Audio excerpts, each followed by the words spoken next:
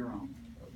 Okay. Chairman Watson, Senators, members of the Georgia Senate Redistricting Committee, thank you so much for allowing me to speak. I am Dr. Henry Siegelson, a local emergency physician, and I speak in favor of Senator Parent's proposal. I was born and educated in Georgia, went to med school here. I've worked in Georgia my whole 34 years of emergency medicine. I volunteered as doctor the day before, and I'm going to be back here on March 10th, so I'm a local guy. I'm a moderate. I voted for Democrats, I voted for Republicans, and I vote for the candidate, not their party. During the 2016 general election, both parties spoke of an electorate that felt disenfranchised and unrepresented. There was and continues to be the sense that the system is in some way rigged against the voter. I believe the basis for a lot of this sentiment can be attributed to the consequences of gerrymandering. State electoral maps have historically been drawn by the State General Assembly and overseen by the political party in power.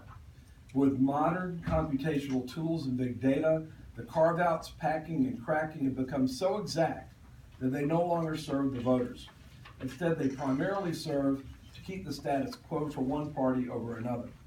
Because these districts stay in place for a decade, it makes sense that these maps should be drawn as noted in this bill, not only according to the principles supporting the Voting Rights Act of 1965, not only in compliance with the constitutions of Georgia and the United States, but also to maintain communities' interest and geography. I feel we can all agree that the map should not skew or distort the favor of political parties or incumbents, and the process should be as transparent and as neutral as possible.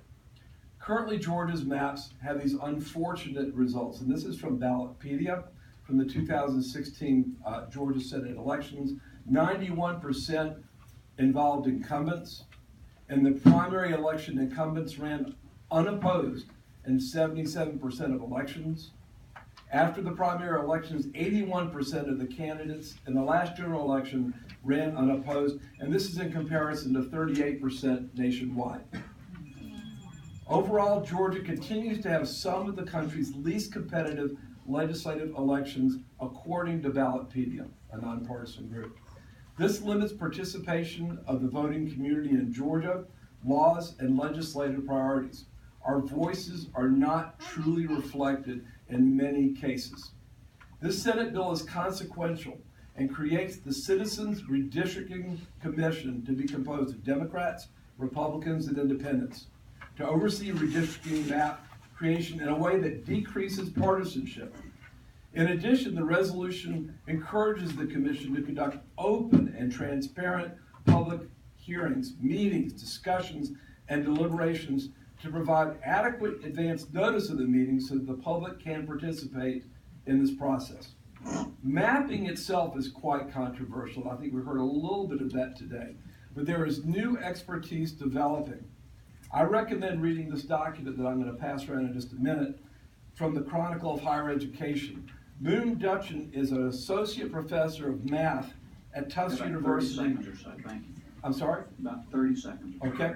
She is applying metric geometry to gerrymandering using an innovative methodology to create new computational models of compactness for redistricting. I'm encouraged by new experts that are looking at this issue because this is brain surgery, and I think we need a surgeon.